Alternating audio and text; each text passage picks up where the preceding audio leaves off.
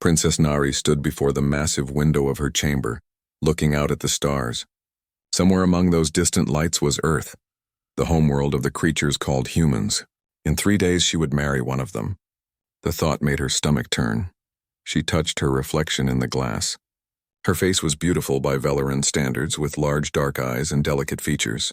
Her skin shimmered with a soft purple glow, a sign of her royal blood. Her people, the Valorans, had ruled the galaxy for thousands of years. They were advanced, cultured, and powerful, and now they were making peace with humans. They are so weak, Nari whispered to herself. She had studied the humans for weeks preparing for this marriage. They had no natural armor like the Valorans. Their bones broke easily. They could not regenerate lost limbs. They moved slowly compared to most species. Everything about them seemed fragile and temporary. The door behind her opened. Her father, Emperor Quan, entered the room. His armor gleamed in the soft light, the ceremonial plates that marked him as the ruler of billions. "You are thinking too much again," he said gently. Nari turned to face him. "Father, why must it be me?" "Why must I marry one of them?" Quan sighed. "Because war serves no one, daughter. The humans have settled on worlds we claim. We have settled on worlds they want. We can fight for 100 years and lose millions, or we can make peace. This marriage will bind our peoples together. But they are so ordinary," Nari said. "I have seen the reports. They have no special abilities.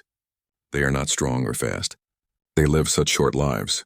What kind of alliance is this?" Her father walked to the window and stood beside her. "Sometimes the strongest bonds are made not with those who are like us, but with those who are different. Give this human a chance. His name is Day. He comes with honor and respect for our ways." Nari wanted to argue, but she knew her duty. She was a princess. Her life had never been her own. "I will do what I must for our people." 3 days later, the ceremony began. The great hall was filled with both Valorans and humans. The Valorans wore their finest armor and robes, their bodies tall and elegant. The humans looked small by comparison, dressed in their strange formal clothes. They looked uncomfortable, like children at an adult gathering. Nari walked down the long aisle. Her ceremonial gown trailed behind her, woven with threads that caught the light. Every eye was on her. At the end of the aisle stood the human called Day. He was taller than most humans, but still shorter than most Valorans. His face was calm, his dark eyes watching her approach. He wore a simple dark suit, nothing like the decorated armor of her people. His black hair was cut short. There was nothing remarkable about him at all. When she reached him, he bowed in the Valoran way, showing he had learned their customs. "Princess Nari," he said quietly. "I am honored." His voice was steady and respectful. Nari studied his face for a moment. He did not look afraid, despite standing in a room full of aliens who could easily kill him. Perhaps he was braver than he looked, or perhaps he was simply foolish. The ceremony was long, combining human and Velaran traditions. They exchanged vows in both languages. They shared symbolic gifts. Nari went through the motions, her mind elsewhere. This was a political arrangement, nothing more. She would be respectful but distant. That would be enough. Ambassador Yuna, the leader of the human delegation, stood to speak after the ceremony. She was an older human woman with gray hair and sharp eyes. "Today we write a new chapter in history," she said. "Humans and Valorans united in peace. May this marriage be the first of many bonds between our peoples." High Commander Taiho, the head of the Valoran military, also spoke. His voice was less enthusiastic. "We honor this alliance. Let us hope it brings the peace we all desire." His tone suggested he had doubts. The celebration afterward was awkward. Humans and Valerans did not mix well. They stood in separate groups, talking among themselves. The food was different. The customs were strange, and neither side really understood the other. Dai stayed close to Nari throughout the evening. He did not try to touch her or speak too much. He simply remained nearby, a quiet presence. Once, a Valoran noble made a dismissive comment about humans in their language, not knowing Dai could understand. Dai said nothing, but Nari saw the slight change in his expression. He understood. He simply chose not to react. That small moment surprised her. Most beings who were insulted would respond with anger or hurt. Dai did neither. He had control over himself. Later that night, in their shared quarters on the neutral station, Nari and Dai stood in uncomfortable silence. The rooms were decorated to suit both species, but felt like they belonged to neither. "I will take the far chamber," Day said, pointing to one of the rooms. "You need your privacy. This marriage is for politics." "I understand that," Nari looked at him. "You do not wish to—" She did not finish the question. "I wish for peace," Day said simply. "That is why I am here. If friendship comes with time, that would be good. If not, I will still honor this agreement." He picked up his small bag. "Good night, Princess." He left her standing there, confused. She had expected him to be eager or demanding or weak. Instead, he was simply calm, respectful, patient. Over the next few weeks, Nari and Dai lived together but apart. They ate meals together and attended official functions. They were polite. They did not argue. But they did not connect. Nari began to notice things about Dai. He woke early and exercised for hours. He never seemed to sleep for long. When she asked about it, he explained that humans needed movement to stay healthy. She found it strange that he would wear himself out deliberately. She also noticed that Day was always doing something, reading, studying, planning, working. He never seemed to rest fully. "Do you never get tired?" she asked one day. "I do," Day said, "but I can keep going when needed. It is just how we are built." Nari did not understand what he meant. The treaty was formally signed 1 month after the wedding. Representatives from hundreds of worlds attended. Humans and Velerans would share space peacefully for 50 standard years. Conflicts would be resolved through talk, not war. High Commander Taiho approached Nari at the signing ceremony. "I hope this peace lasts, Princess," he said quietly. "But I have my doubts. Humans are weak. When trouble comes, they will not be able to protect themselves or us." Nari looked across the room at Dai, who was speaking with Ambassador Yuna. He looked so ordinary, so unremarkable. "Perhaps you're right," she said. But somewhere deep inside, a small seed of doubt had planted itself. There was something about Day that did not fit the reports. Something that made her wonder if humans were exactly what they appeared to be. She pushed the thought away. It did not matter. This was a political arrangement. Nothing more. The peace was secured. That was all that mattered. She did not know that soon everything she believed about humans would be shattered forever. 2 months had passed since the wedding. Nari and Day had settled into a routine that felt more like colleagues sharing space than a married couple. They were polite, respectful, and distant. Nari told herself she was content with this arrangement. The neutral station where they lived orbited a beautiful blue planet. Both humans and Velerans used it as a diplomatic center. Ships came and went constantly, bringing news from across the galaxy. One morning, Nari found Day in the training room. He had been there for 3 hours already. Sweat covered his skin as he lifted heavy weights, his muscles strained with effort. When he saw her, he set down the weights and grabbed a towel. "You do this every day," Nari said. "Why do you push yourself so hard?" Day wiped his face. "It is normal for humans. We need to maintain our strength and endurance. Our bodies are built for constant activity. But you are already tired. I can see it in your face. Yet you continue."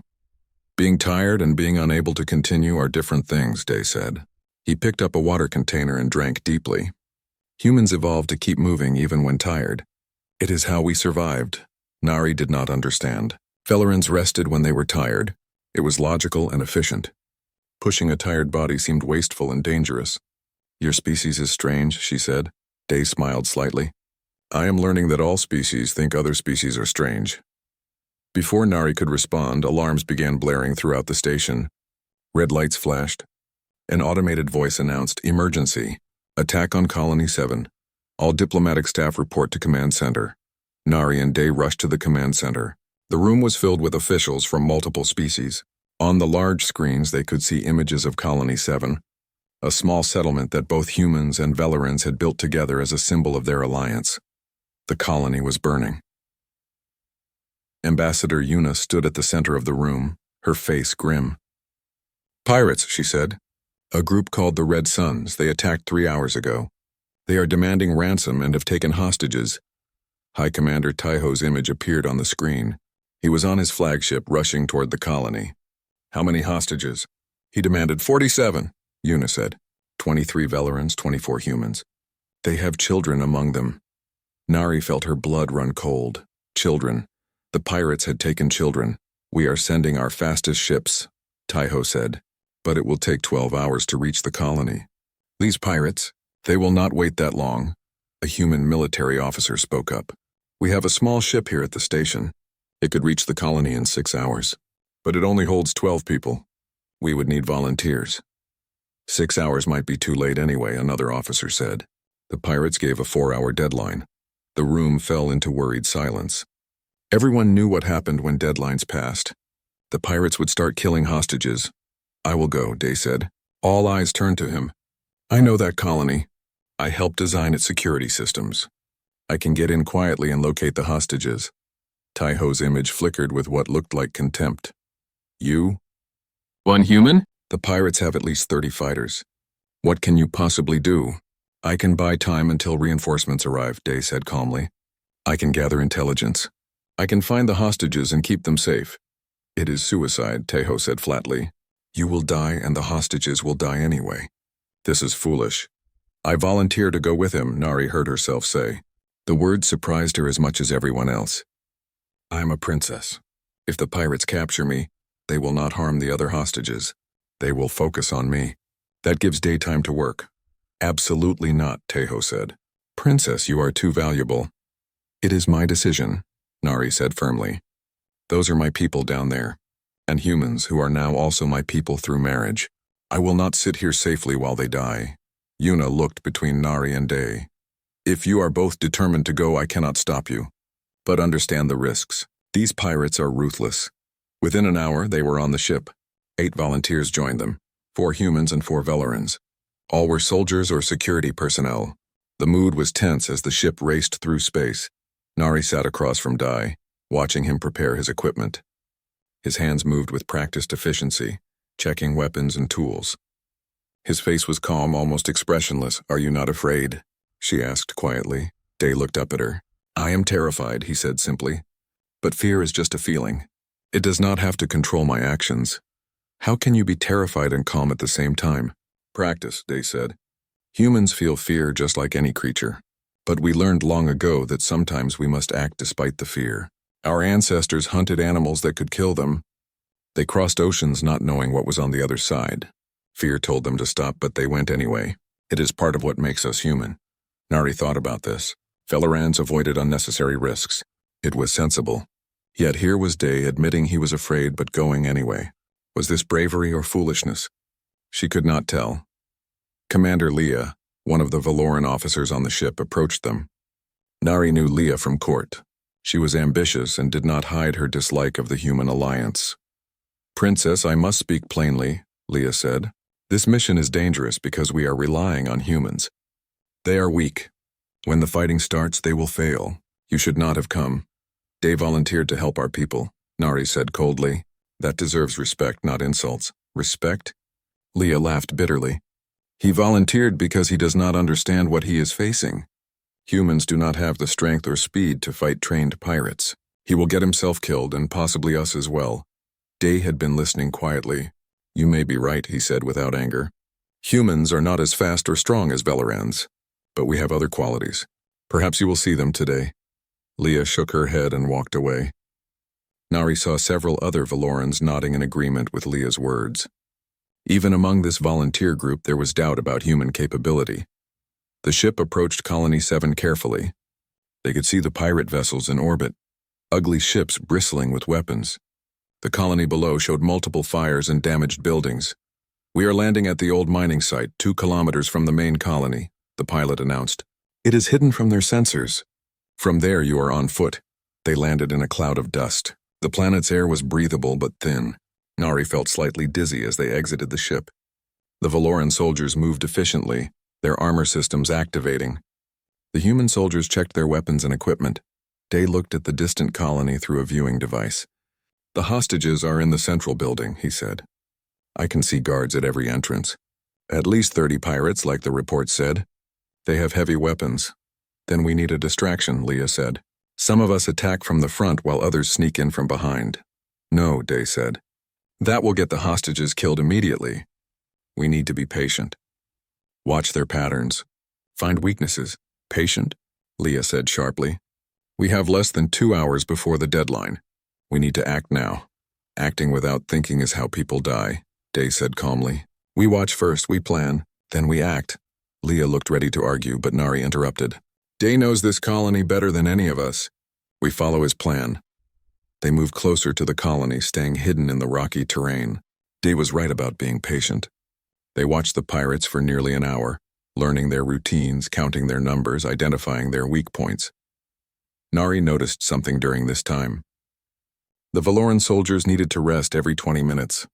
Their armor was sophisticated but heavy. They could fight hard but not for long. The human soldiers, however, kept moving constantly. They never seemed to need rest. They just kept going hour after hour. Finally, Day spoke. I have a plan, but it will require perfect timing and trust. Tell us, Nari said. As Day explained his plan, Leah's expression grew more skeptical. That will never work, she said. It requires one person to cross 300 meters of open ground without being seen, disable their communications, and then, I will do it, Day said. You? Leah said. It is impossible. You would need to move for hours without rest, carrying heavy equipment, and I know what is required, Day said quietly. Trust me. Nari looked into his eyes. She saw no doubt there, no fear. Just calm determination. I trust you, she said, surprising herself. Day nodded once. Then he picked up his equipment and disappeared into the darkness. The real test was about to begin. Nari watched through her viewing device as Day moved across the dark landscape. He carried 2 heavy packs of equipment, each weighing at least 30 kilograms. For a Valoran, such a load would require armor assistance. Day carried it on his back as if it was nothing unusual. He is too slow, Leah whispered beside her. The sun will rise in 4 hours. They will see him. But Day was not slow. He was steady. He moved carefully from rock to rock, never rushing, never stopping. 30 minutes passed. Then an hour. He covered ground that would have exhausted a Valoran soldier. His body should be failing. One of the Valoran soldiers muttered. How is he still moving? The human soldier next to him smiled slightly. That is just the warm-up for us. Day can go for hours more if needed. Impossible, Leah said. No body can sustain that. Valoran bodies cannot, the human said. Human bodies are different. We are built for endurance. 2 hours passed. Day reached the communications tower on the far side of the colony. Through the viewing device, Nari saw him climb the tower with smooth, efficient movements. He worked at the top for several minutes, then climbed back down. Communications are down. Day's voice came through their radio. They cannot call for reinforcements. Moving to position 2. He should rest, Leah said. He has been moving for over 2 hours carrying heavy equipment. Day does not need rest yet, the human soldier said confidently. Position 2 was the power generator. Day had to cross another kilometer of rough terrain. Nari watched in fascination as he simply kept going. His pace never changed. He did not slow down or speed up. He just moved, steady and unstoppable like water flowing downhill. When he reached the generator, things went wrong. A pirate patrol appeared unexpectedly. 4 heavily armed fighters walking directly toward Day's position. Through her viewing device, Nari saw Day freeze behind a rock. The pirates were talking and laughing, unaware of his presence. He is trapped, Leah said. If they find him, this entire mission fails. The pirates came closer. 3 meters. 2 meters. One of them walked right past Day's hiding spot. Then Day moved. He was fast, faster than Nari expected. His hands struck the first pirate's neck before the creature could shout. The second pirate turned, raising a weapon, but Day was already there. He knocked the weapon away and struck again, precise and controlled. The third and fourth pirates fired their weapons. Energy bolts lit up the darkness. Nari's breath caught in her throat. One bolt hit Day in the shoulder. He stumbled but did not fall. He is hit, Leah said. The mission is over. But Day did not stop. Ignoring the wound, he closed the distance to the third pirate. His movements were different now, more aggressive but still controlled. He fought with the intensity that shocked Nari. Within seconds, all 4 pirates were on the ground, unconscious or dead. Day leaned against the rock, breathing hard. Blood ran down his arm from the wound. Through the radio, they heard his heavy breathing. Day, you are injured, Nari said urgently. Abort the mission. Come back. The wound is not critical, Day said between breaths. I can continue. You cannot, Leah said. You need medical attention. I need to finish this, Day said. His voice was strained but firm. The hostages depend on it. Nari watched in horror as Day wrapped his wound with cloth from his pack. He did not even clean it properly. He just tied it tight to stop the bleeding, then picked up his equipment again and kept moving. "This is insane," Leah said. "He will bleed out or die from infection." "No, he will not," the human soldier said quietly. "His body is already working to stop the bleeding. Human blood clots fast. His pain tolerance is high. He can function for hours more, even wounded." "That is not normal," Leah said. "For humans it is," the soldier replied. Day reached the power generator. He worked quickly, his hand steady despite the injury. 5 minutes later, the lights in the colony flickered and went out. Emergency lights came on, but they were dim and unreliable. "Power is down," Day reported. "Their security systems are offline." Beginning Phase 2. Phase 2 was the most dangerous part. Day had to enter the colony itself and locate exactly where the hostages were being held. The plan was for him to mark the location, then withdraw. The rest of the team would attack while the pirates were confused and disorganized. But when Day entered the colony, everything changed. Through her viewing device, Nari saw Day move through the dark streets. He was tired now, she could see it in the way he moved. The injury was affecting him. But he kept going, checking building after building. Then the radio crackled. "I found them," Day said. "Central storage building, basement level. But there is a problem." "What problem?" Nari asked. "The pirates are panicking because of the power loss. They are moving the hostages. If we wait for the team to get here, the pirates will split them up. We will lose track of them. Then wait for us," Leah said firmly. "Do not do anything foolish." There was a long silence. Then Day spoke again, and his voice was different, harder. "I see children in there. They are scared. The pirates are being rough with them. I cannot wait." "Day, no," Nari said urgently. "There are too many. You will die." "Maybe," Day said. "But I can save those children first." "That is enough. This is suicide," Leah shouted into the radio. "You are one person against 30. "Then you better hurry," Day said. There was a strange calmness in his voice now. "Tell my brother Minho I did my duty. Tell Ambassador Yuna the peace was worth it." "Day, please," Nari started. But Day had already turned off his radio. "We need to move now," Nari said, her voice shaking. "All of us. We have to help him." "We are still 15 minutes away," Leah said. "He will be dead before we arrive." "Then we run," Nari said. She stood up and started moving toward the colony. The team followed her, but Nari knew they would be too late. Even running, they could not cover the distance in time. Through her viewing device as she ran, Nari saw Day enter the storage building. Pirates were everywhere, at least 20 of them guarding the hostages. Day threw something into the room, smoke grenades that filled the air with thick gray clouds. Then he went in. What Nari saw next would stay with her forever. Day moved through the smoke like a ghost. He did not fight carefully or cautiously anymore. He fought with a terrifying efficiency. Pirates fell around him one after another. They could not see him in the smoke. They could not predict where he would strike next, but they were hitting him too. Nari saw him take another energy bolt to the leg. He stumbled, nearly fell, but somehow stayed standing. Another bolt hit his back. He should have gone down. Any Velaran would have been unconscious. Day kept fighting. "This is impossible," Leah gasped as they ran. She was watching through her own device. His body should have shut down. He has been shot 3 times. He has lost too much blood. He has been fighting and moving for hours. His body should not be able to continue. But Day did continue. His movements were slower now, less precise. He was clearly struggling. But he did not stop. He could not stop. Children were crying in the corner of the room. Day positioned himself between them and the pirates, refusing to let anyone past him. More pirates entered the building. Day was surrounded now, outnumbered 20 to 1. They shot him again and again. Each hit made him stagger, but each time he got back up. "Why will he not fall?" a Velaran soldier said in awe and horror. "Because humans do not know when to quit," the human soldier said.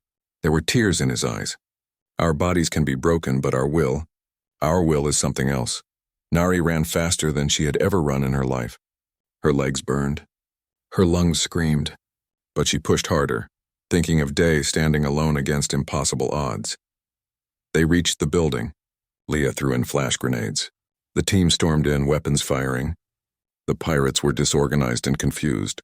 Several surrendered immediately. Nari found Dai in the center of the room. He was on his knees, bleeding from at least 6 wounds. His clothes were burned and torn. His face was pale from blood loss, but he was still conscious, still alert. One arm was wrapped protectively around a small Valoran child who was crying. Hostages. Safe, Dai whispered when he saw Nari. Safe, Nari said, kneeling beside him. Tears ran down her face. They are all safe because of you. Good, Dai said. He tried to smile. That is good. His eyes rolled back and he collapsed. The human soldiers rushed to him, their medical equipment already in hand. He is alive, one of them said. Barely, his body is in shock. But he is alive. Leah stood nearby, her expression stunned. She looked at the scene around her. 20 pirates defeated or surrendered, 47 hostages, all safe, 1 human, broken but alive. I did not believe, Leah said quietly. I did not believe humans could be like this. Nari held Dai's hand as the medical team worked on him. His hand was cold, but she could feel a pulse. Weak but steady, always steady. What are humans? Leah asked, her voice filled with something between fear and awe. Nari looked down at Dai's pale face. I do not know, she said honestly. But I think we have been very wrong about them. The rescue ships arrived an hour later. High Commander Tejo himself came down to the colony. He stood silently looking at the destruction, the defeated pirates, the safe hostages, and the unconscious human who had made it all possible. Impossible, Tejo muttered. 1 human should not be able to do this. But he did, Nari said firmly. He did it, and he did it to save both our peoples. As they carried Dai to the medical ship. Dai woke up 3 days later in a medical facility. Nari was sitting beside his bed. She had barely left his side since they brought him in. When his eyes opened, she felt relief flood through her. The hostages? He asked immediately, his voice rough. All safe, Nari said. Because of you. Everyone is safe. Dai closed his eyes briefly, then looked at her again. How long was I unconscious? 3 days. The doctor said you should have died. You were shot 6 times. You lost more than half your blood. You fought for hours while injured. Your body was completely exhausted. She paused. They do not understand how you survived. Human bodies are stubborn, Dai said with a weak smile. We do not give up easily, even when we probably should. A human doctor entered the room. His name was Sunho, and he was a specialist in xenobiology, the study of alien life forms. He had been studying Dai's recovery with great interest. You are awake. Good, Sunho said, checking the medical displays. Your body is healing remarkably fast. Another 2 days and you will be walking again. 2 days? Nari said in shock. But his injuries would kill most species, yes, Sunho said. But humans heal faster than many beings realize. Our immune systems are very aggressive. Our bodies prioritize survival above all else. After Sunho finished his examination and left, Nari sat quietly for a moment. Then she spoke. I need to understand. What happened in that building? How did you keep fighting when your body should have stopped? Dai was quiet for a long time. Do you really want to know? He finally asked. Yes. I need to know what you are. What humans are. Dai sighed. We are persistence hunters. That is what Ambassador Yuna calls it. Our ancestors long ago hunted by chasing animals until they collapsed from exhaustion. We are not fast like many species. We are not strong like Valorans, but we can keep going. We can run for days if we have to. We can push our bodies beyond their limits when necessary. But you were shot. You were bleeding. How? Adrenaline, Dai said. When humans are in danger, our bodies flood with chemicals that let us ignore pain, fight harder, move faster. It is a survival mechanism. In that building, my body knew children were in danger. It knew I had to protect them. So it gave me everything it had, even if it killed me. That is insane, Nari whispered. Yes, Dai agreed. It is. But it is also what makes us human. We can choose to keep going even when logic says we should stop. Our bodies obey our will, even to the point of self-destruction. You would have died for those children. Yes, I would have, and I would make the same choice again. Nari looked at him with new eyes. This quiet, ordinary-seeming man had a strength inside him that she could not comprehend. "I have been so blind," she said. "We all have. We looked at humans and saw weakness. We did not see the strength underneath." The door opened again. This time it was Dr. Sunho, but he was not alone. Ambassador Yuna and High Commander Taiho were with him. Both looked serious. "We need to talk," Taiho said. His voice was heavy. "About what happened at the colony." "I filed my report," Day said. "Your report is being read across the entire Velaran Empire," Taiho said. "And it is causing panic." Nari stood up. "Panic? Why? Day is a hero. He saved 47 lives." "That is exactly why there is panic," Taiho said. "Princess, you must understand. For thousands of years, Valorans have believed we were the dominant species. We have the best technology, the strongest military, the most advanced culture. We made peace with humans because we thought they were weak and harmless. But they are not weak," Nari said quietly. "No," Taiho said. "They are not. And now my people know it." The report describes one human, wounded multiple times, fighting for hours, defeating 20 armed pirates while protecting hostages. "Do you understand what that means?" Ambassador Yuna spoke up. "It means Velarans are afraid. If one ordinary human can do this, what could humanity do if we wanted to? That is what they are asking." Nari felt cold. "You think they will break the alliance?" "Some are calling for it," Taiho admitted. "Commander Leah has been especially vocal. She says we should strike first before humans become a threat. She says the alliance was a mistake." "That is ridiculous," Day said, trying to sit up. "We do not want war. We want peace." "But you have the capability for war," Taiho said. "And that terrifies people." Nari looked at Sunho. "You are a scientist. Tell them. Explain to people what humans really are." Sunho nodded. "I can try. I have been preparing a presentation for the Valoran Council. Would you like to hear it first?" They gathered in a small meeting room. Sunho brought up displays showing human biology, evolution, and history. He began his explanation carefully. "Humans evolved on Earth, a planet with many dangerous predators," Sunho said. "Most species develop speed or strength or armor to survive. Humans developed endurance and intelligence. They could not outrun a predator, but they could outlast it. They learned to chase animals until the animals simply collapsed." He showed images of early humans. They could run for 8 hours or more. They could walk for days carrying supplies. Their bodies evolved to be extremely efficient at long-term activity. They shed heat through sweating, which allows them to move in conditions that would kill other species. More displays appeared. Human bones are dense and strong. Their muscles can produce incredible force for short periods. Their immune systems fight off diseases that would be fatal to most beings. They heal remarkably fast. "But the most terrifying aspect," Sunho continued, "is their pain tolerance and mental fortitude. Humans can override their body's warning signals. When a Valoran is injured, their body forces them to rest. When a human is injured, they can choose to keep going. Their mind can overrule their body's survival instincts." Taiho was listening intently. "So what happened with Day? That is normal for humans." "Normal is not the right word," Sunho said. "It is possible for humans. Most do not push themselves that far unless necessary. But when they need to, when something important is at stake, humans can access reserves of strength and will that seem impossible to other species. They are warriors," Taiho said quietly. "No," Yuna said firmly. "We are survivors. There is a difference. Yes, humans can fight, but we choose not to. That is the important part.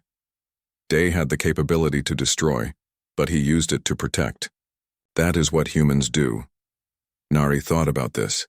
She had lived with Day for months. He had been gentle, patient, respectful. He had never showed his true capabilities until children were in danger. He had the power to fight, but he chose peace. "We need to tell this to your people," Nari said to Taiho. "They need to understand. Humans are not a threat. They are potential allies with incredible capabilities." Some will not listen, Taiho said. Leah is organizing a political faction. They want to void the treaty and isolate humanity. They are using fear to gain support. Then we fight them with truth, Nari said. Over the next week, Sunho gave his presentation to the Valoran Council. The response was mixed. Some were fascinated, others were terrified. A few, like Leah, became more convinced that humans were dangerous. Nari watched the political situation deteriorate. Protests erupted on Valoran worlds. Some demanded stronger ties with humanity, others demanded separation. The careful peace was cracking. One evening, Day was finally able to walk again. He found Nari standing at the window watching the stars. She looked tired and worried. "It is my fault," Day said quietly. "I should have been more careful. I should have hidden what I could do." "No," Nari said firmly. She turned to face him. "You saved lives. You did nothing wrong. It is us, my people, who are wrong. We are afraid of things we do not understand. Fear is natural," Day said. "But breaking the peace because of fear is cowardice," Nari said. Her eyes were bright with emotion. "Day, I have been thinking about us, about this marriage." Day's expression became guarded. "You want to end it. I understand. The political situation, I want it to be real," Nari interrupted. She stepped closer to him. "When I married you, it was for politics. I thought you were ordinary, unremarkable. I was wrong. You are extraordinary. Not because of what your body can do, but because of who you choose to be. You have the power to destroy, but you choose to protect. That is true strength." Day looked at her in surprise. "Nari, I am falling in love with you," she said softly. "Not despite what you are, but because of it.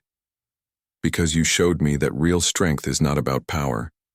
It is about choosing not to use that power, except to help others." Day reached out and took her hand. "I have been trying not to frighten you, trying to seem normal, but I cannot hide what I am." "I do not want you to hide," Nari said. "I want you to be yourself.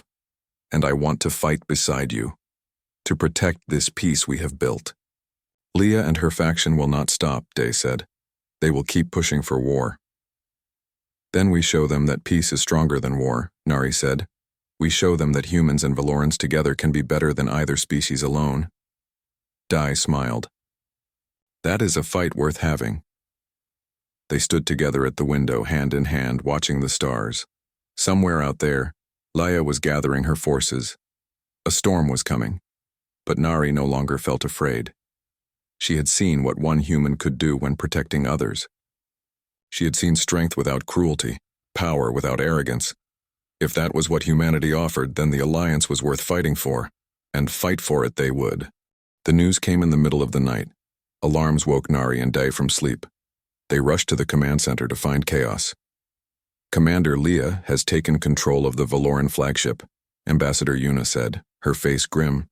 "She has seized hostages, including High Commander Taiho. She is demanding that the Alliance be dissolved immediately." "How many followers does she have?" Day asked, already pulling on his gear. "At least 200 soldiers, maybe more. They have taken control of 3 ships in the main government building on Valora Prime. They have also captured several human diplomats, including my chief of staff." "This is a coup," Nari said. Her voice shook with anger. "Leah is trying to start a war." A message appeared on the main screen. Leah's face filled the display. She looked confident and determined. Behind her, Nari could see Taiho and several other hostages bound and guarded. "People of the Valoran Empire," Leah began. "For too long, we have ignored the threat that humanity represents. We have called them allies while they hide their true nature. One human defeated 20 of our finest pirates. One human showed strength that our people cannot match. If one human is this dangerous, imagine what millions of them could do." "This is madness," Yuna said. "I am not mad," Leah continued. "I am protecting our people. I demand that the Alliance be dissolved. Humans must return to their space. We will go to ours. If this demand is not met in 24 hours, the hostages will be executed. starting with High Commander Taiho. The screen went dark. Silence filled the command center. Everyone looked at each other, unsure what to do. "We cannot give in to terrorists," a human officer said. "But we cannot let innocent people die," a Valoran official countered. Nari looked at Day. "What do we do?" Day was thinking, his face calm despite the crisis. "Leah wants a war. She thinks humans are monsters. We need to prove her wrong." "How?" Yuna asked. "By not doing what she expects," Day said. "She expects us to attack with force. She wants violence so she can say, 'See, humans are dangerous.' We do not give her that." "Then what do we do?" Nari asked. "We rescue the hostages without starting a war," Day said simply. "That is impossible," someone said. "She has hundreds of soldiers." "I did not say it would be easy," Day replied. "But it is possible. I will need help, though." Within 2 hours, a plan was forming. Day contacted his brother Minho, who was on a human ship nearby. Minho brought a team of human soldiers, all trained in rescue operations. But Day also insisted on having Valoran volunteers. "This has to be both our people working together," Day explained. "If only humans do the rescue, it proves Leah's point. We need to show that cooperation is stronger than division." 20 volunteers stepped forward. 10 humans. 10 Valorans. Nari insisted on being part of the team. "I am still a princess," she said when Day tried to object. "My people are being held. I will help free them." Minho looked like an older version of Day. Same calm demeanor, same quiet confidence. He studied the plans of Leah's flagship. "This will be difficult. She has the ship locked down, heavy security at every entrance. But she is expecting an attack," Day said. "She will have most of her forces guarding the main areas. We go in through the maintenance tunnels, small teams, quick and quiet." "And if we are discovered?" a Valoran soldier asked. "Then we adapt," Day said. "The goal is not to fight. The goal is to save lives. Leah's soldiers are not evil, they are scared. We do not hurt them unless we have no choice." They approached the flagship in a small stealth ship. Minho piloted it expertly, avoiding the sensor nets. They docked at a maintenance port that was rarely used. "From here we split into 3 teams," Day said. "Team 1, led by Minho, goes for the hostages. Team 2, led by me, disables their weapon system so they cannot hurt anyone. Team 3, led by Princess Nari, goes to the communications center. We need to broadcast what is really happening here." "Why communications?" Nari asked. "Because Leah is controlling the story," Day said. "She tells people that humans are dangerous. We need to show them the truth. Show them humans and Valorans working together peacefully. Let the people decide who is really the threat." They entered the ship through the maintenance tunnels. The passages were narrow and dark, perfect for their purpose. Nari's team moved carefully toward the communications center. Her team had 5 members, 2 humans, 3 Valorans. One of the Valorans was a young soldier named Boram who had volunteered eagerly. "I saw what Day did at the colony," Boram whispered as they moved. "He could have killed all those pirates easily, but he only fought to protect. That is not a monster. That is a hero."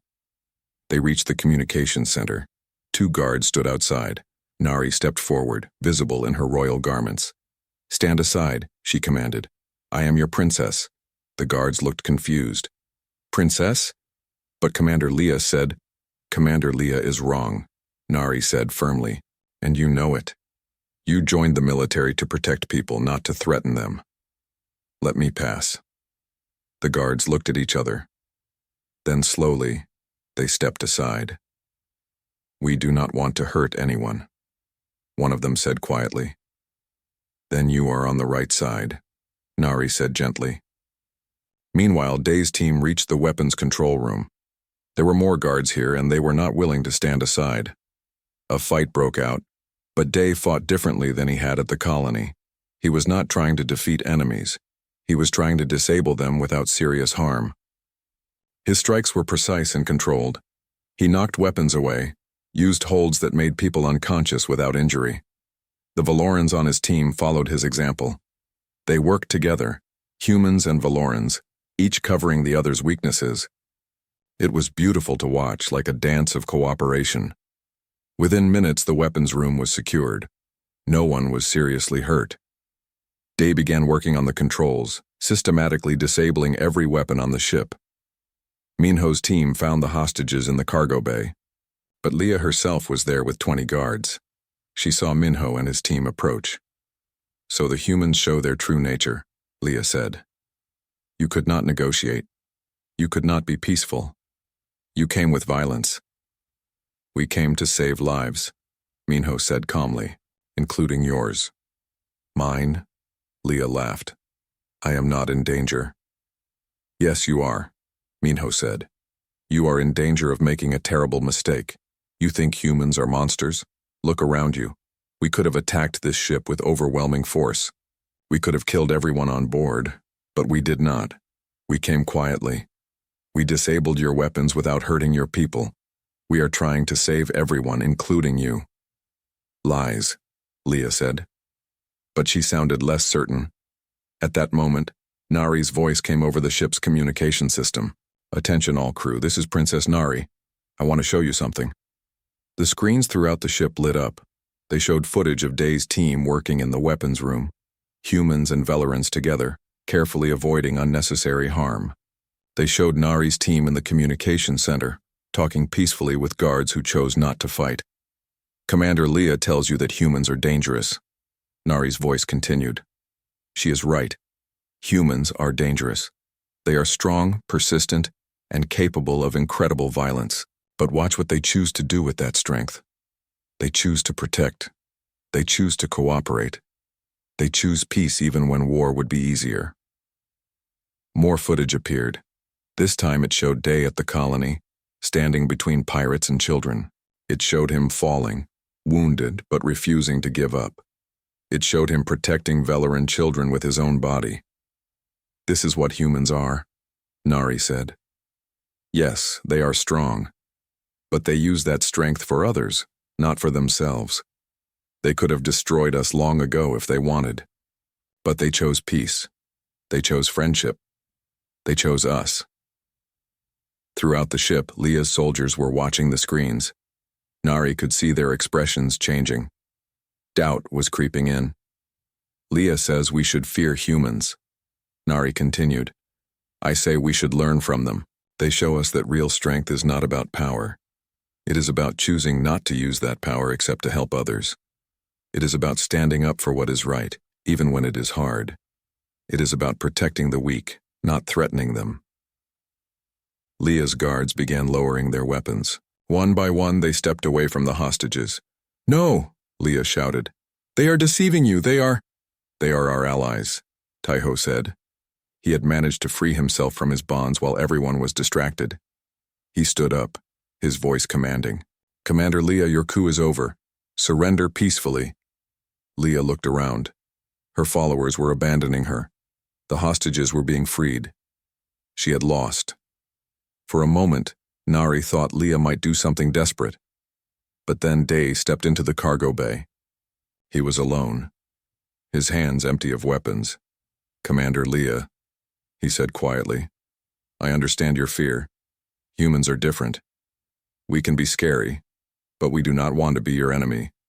We want to be your friend. Give peace a chance. Please." Leah stared at him. Tears ran down her face. "I thought I was protecting my people." "You were," Day said gently. "Fear is a form of protection, but so is trust, and trust is stronger." Slowly, Leah removed her sidearm and placed it on the ground. "I surrender," she said quietly. The crisis was over. In the days that followed, there were many meetings and discussions. Leah and her followers faced justice, but Nari argued for mercy. They were afraid, she told the council. Fear makes people do foolish things, but they did not actually hurt anyone. "Give them a chance to learn, as I have learned," the council agreed.